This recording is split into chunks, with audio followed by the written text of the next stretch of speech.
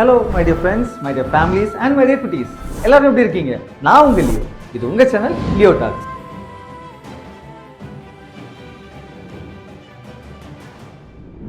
ஒரு 12 வயசான ஒரு குட்டி தம்பி. அந்த தம்பி அந்த தெருவோரமா நடந்து போயிட்டே இருக்கிறான்.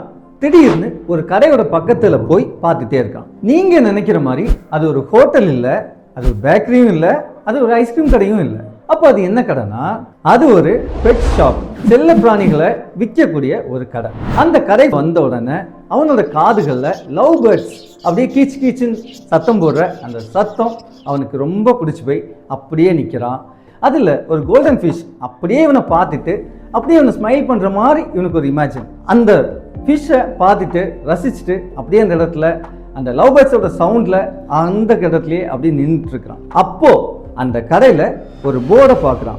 அதில் பப்பீஸ் ஃபார் சேல்னு போட்டிருக்கு. அந்த தம்பி அப்படியே அந்த ஓனர் கிட்ட போய் எனக்கு ஒரு பப்பி குட்டி வேணும் அப்படின்னு கேட்குறான். அந்த ஓனர் அந்த தம்பி கிட்ட ஒவ்வொரு ரேஞ்சில் டிஃப்ரெண்ட் ப்ரைஸில் பப்பீஸ் இருக்குப்பா, உனக்கு எந்த ரேஞ்சில் இருக்கக்கூடிய பப்பீஸ் வேணும் அப்படின்னு சொல்லி கேட்க, அந்த தம்பியோ அவனோட பாக்கெட்டில் இருக்கிற எல்லா அமௌண்ட்டையும் எடுத்து அந்த டேபிள் மேலே வைக்கிறான். அதை பார்த்த அந்த கடையோட ஓனர் அந்த தம்பி அந்த பப்பீஸ் மேலே எவ்வளோ அன்பு வச்சிருக்கிறாங்கிறத பார்த்து அவரும் சரி தம்பி, அந்த காசில் அங்கேயே இருக்கட்டும், நீ வா, உனக்கு பிடிச்ச ஒரு பப்பீஸை நீ சூஸ் பண்ணிக்கோ அப்படின்னு சொல்லி அந்த பப்பீஸ் எல்லாம் இருக்கக்கூடிய அந்த இடத்துக்கு அந்த தம்பியை இப்போ கூட்டிகிட்டே போறாரு. அந்த தம்பிக்கு ரொம்ப ஹாப்பியா இருக்கு. அங்க ஒரு இடத்துல நிறைய பப்பீஸ் இருக்கு. நிறைய பப்பீஸ் ஓடி ஆடி விளையாடிட்டே இருக்கு. அந்த பப்பீஸ் விளையாடுறதும் அதுக்கு போடுகிற அந்த சத்தமும் ரொம்ப காதுக்கு இனிமையா இருக்கு. இந்த தம்பி அதை என்ஜாய் பண்ணி பார்த்துட்டே இருக்கான். அவனுக்கு எந்த பப்பீஸ் வேணுங்கிறத தேடிட்டே இருக்கான். அப்போ எல்லா பப்பீஸும் ஓடி ஆடி விளையாடிட்டு இருக்கும்போது நடுவுல ஒரே ஒரு பப்பி இவனை பார்த்து ரொம்ப ஷையா அப்படியே வைக்கப்பட்டு அப்படியே குனிஞ்சு ஆடிட்டு இருக்கு. இந்த தம்பி நேரா அந்த பப்பிட்ட போறான். அந்த பப்பியை அப்படியே தூக்கி எனக்கு இந்த பப்பி தான் வேணும் அப்படின்னு சொல்லி அந்த பெட் ஷாப் ஓனர் கிட்ட இந்த தம்பி கேட்கிறான். உடனே அந்த பெட் ஷாப் ஓனர் ஒரு விஷயம் சொல்றாரு. என்ன சொல்றாருன்னா, தம்பி தப்பா நினைச்சுக்காத, நீ ஓடி ஆடி விளையாடுறதுக்கு உனக்கு சூட்டபிளான பப்பி இந்த பப்பி கிடையாது. அதனால நீ வேற பப்பி பாரு. ஏன்னா இந்த பப்பி பிறக்கும் போதே அதோட வலது கால் குட்டியா இருக்கும், அது பிறவிலே அப்படி இருக்கு. அதனால அந்த பப்பியால ஓன் கூட ஓடி ஆடி விளையாட முடியாது.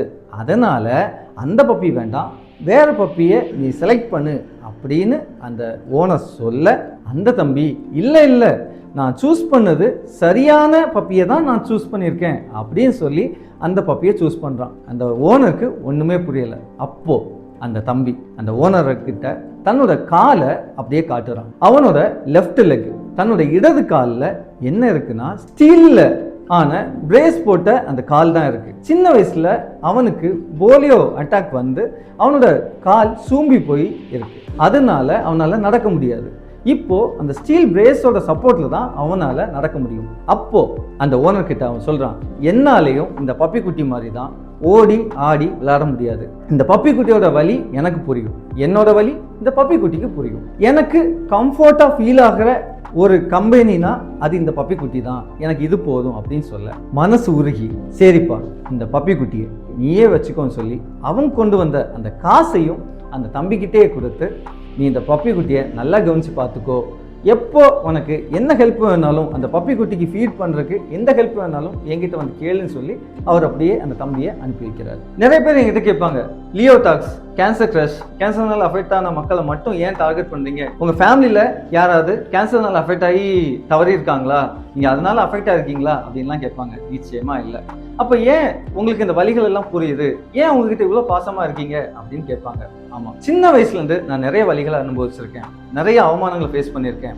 சின்ன வயசுலேருந்து நான் பிறந்த டைம்லேருந்து எனக்கு சரியா பேச முடியாது. என்னோட டங் டையா இருக்கும், நாக்கு அடியில் ஒட்டி போய் இருக்கும், டங் டைன்னு சொல்லுவாங்க. என்னால் சரியா ஒரு வார்த்தை கூட பேச முடியாது. நான் ஸ்கூலில் படிக்கும் போதும் சரி, டியூஷன் போகும்போதும் சரி, கூட இருக்கவங்க எல்லாமே என்னை ரொம்பவே கிண்டல் பண்ணுவாங்க. இப்போ யூடியூப், இன்ஸ்டா, ரீல்ஸ், ஃபேஸ்புக் நிறைய இருக்கு, ட்ரெண்டிங் ஆயிருப்பேன். ஸோ அந்த டைம்ல அது எதுவுமே இல்லை. டேப் ரெக்கார்டர்ல நான் பேசுற வேர்ட்ஸை ரெக்கார்ட் பண்ணி கிண்டல் பண்ணுவாங்க. எங்க அம்மா ஒவ்வொரு நாளும் அழுதுட்டு இருப்பாங்க. நிறைய பேர் எங்க அம்மாட்ட சொல்லுவாங்க, உங்க பையன் தத்தக்கா புத்தகம் தான் பேசுறான் பேசுறான், அவனால கடைசி வரைக்கும் பேசவே முடியாது, இவனை வச்சு உங்க வாழ்க்கை முன்னேறாது அப்படின்னு சொல்லியிருக்காங்க. ஆனா கடவுள் இன்னைக்கு என்ன லியோ டாக்ஸ்ங்கிற ஒரு சேனலை கொடுத்து உங்க முன்னாடி நல்ல அன்பா ஆறுதலா பேச கடவுள் வச்சிருக்காரு. என்னால ஒவ்வொருத்தவங்களோட வழிகளை புரிஞ்சிக்க முடியும். நம்மளும் நம்ம வாழ்க்கையில நம்ம சுத்தி இருக்கவங்களோட வழிகளை புரிஞ்சு அதுக்கான அவங்களுக்கு ஒரு உதவி பண்ற விதமா நம்ம ஒவ்வொரு நாளும் தொடர்ந்து ஓடணும் நம்ம வாழ்க்கை பயணத்துல. இன்னைக்கு உங்களுக்கு தேவையான ஒரு ஹெல்த் டிப்ஸை நான் உங்களுக்கு சொல்லலாம்னு இருக்கிறேன். அது என்னன்னா, நம்ம அன்றாடம் வாழ்க்கையில சமையல்ல யூஸ் பண்ற ஒரு பொருள் இருக்கு, அதுதான் தக்காளி. ஈஸியா சீக்கிரமா அழுகி போற ஒரு பொருள் தான் தக்காளி. நம்ம சாதாரணமா அழுகி போற தக்காளி தானே அப்படின்னு நம்ம நினைச்சிட்டு இருப்போம். அதை சரியா சாப்பிடாம கூட இருக்கலாம். ஆனா அந்த தக்காளி பழத்துக்குள்ள நன்மையை உண்டாக்குகிற நிறைய நல்ல விஷயங்கள் இருக்கு. Lycopene, vitamin C, beta carotene, பிளேவனாய்ட்ஸ். இந்த லைகோபின்ல ஆன்டி கேன்சர் காம்பவுண்ட்ஸ் இருக்கு.